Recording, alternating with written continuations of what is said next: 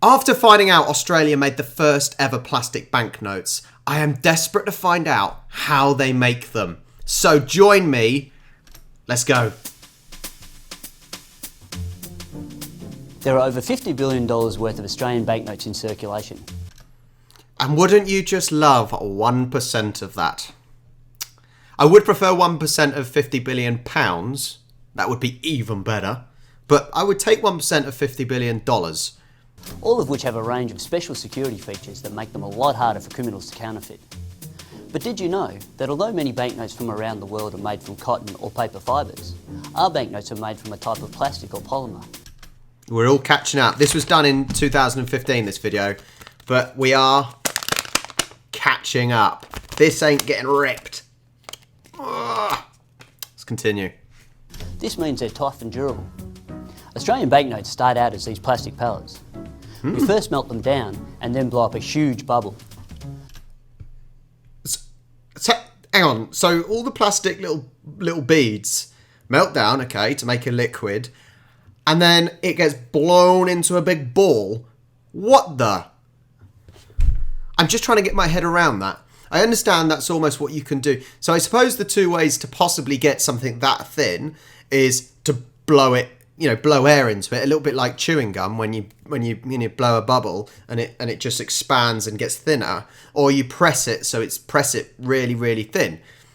I wouldn't have ever thought of doing it like this though. That's amazing as it is, without anything else that's coming.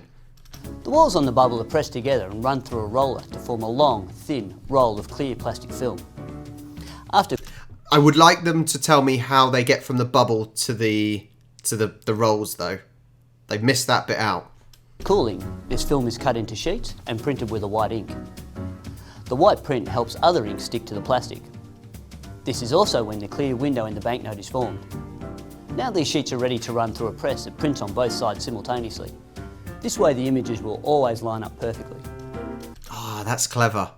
That's clever. If the sheet is going along the rolly system, and making sure it prints on both sides, because I suppose if you go one way and print on top and then it comes back on itself, it flips and then you print again, there's always that chance it's not going to be exactly the same. It only takes a millimetre off and it kind of goes off, doesn't it?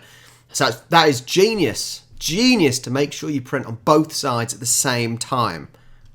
Genius. You can see this when you look at the Federation Star image on this $50 banknote. When you hold the banknote up to the light, diamond-shaped patterns printed on each side of the banknote combine perfectly to form a 7-pointed star inside a circle. Okay, I'm looking now at what we've got. So we've got... what is that? I don't even know what that... That's a cathedral, I assume. What cathedral is it? I know it's the one in London. I can't think. It lines up perfectly. I'm just looking at my own notes now. Next, the sheets have the raised printing applied. This is called intaglio, and it gives our banknotes their distinctive feel. There's no intaglio feature applied at this stage, called microprint. Microprints are very small text that appears on various places on different banknotes, which most of us need a magnifying glass to read. Then... Hang on, I'm trying to see if we've got any. Nah, we've got a little bit that says, I promise to pay the bearer on demand the sum of £10. I've never even noticed that. Hang on. There you go. I've never looked at and noticed that. I promise to pay the bearer on demand the sum of £10. Why does it have that? Why? By looking at Australian notes, I'm now looking closer at ours. And I never noticed that. That's fascinating. Absolutely bloody fascinating.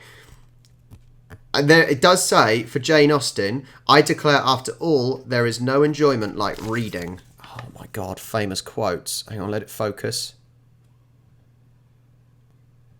Okay, it's a bit blurry, but you get the idea. And there's the serial number. All of the banknotes are printed with a unique serial number in special ink that fluoresces under ultraviolet light. You can also use the serial number to tell when the banknote was printed. Look at the first two digits on this $50 note. This one was printed in 2009. Well, if this is the same, then this was 14. So I didn't know £10 haven't... The plastic £10 notes haven't been around that long, surely. And this is...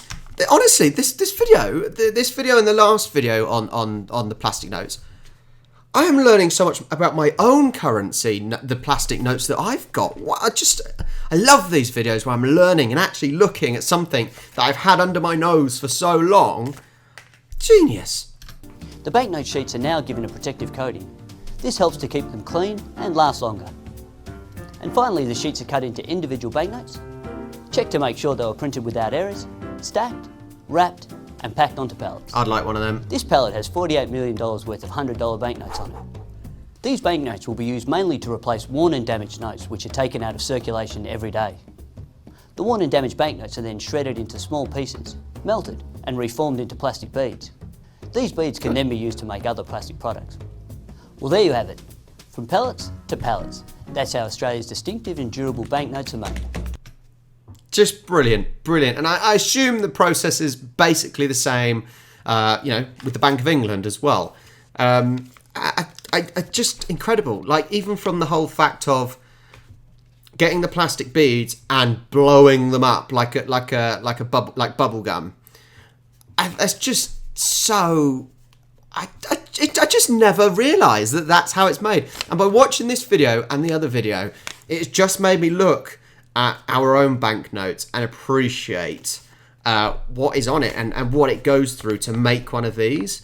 You know, how you can't, you're not going to forge these, are you? You know, it's going to be very, very difficult to forge these. And that is impressive in itself. The evolution of notes and coins is fascinating. I love this video.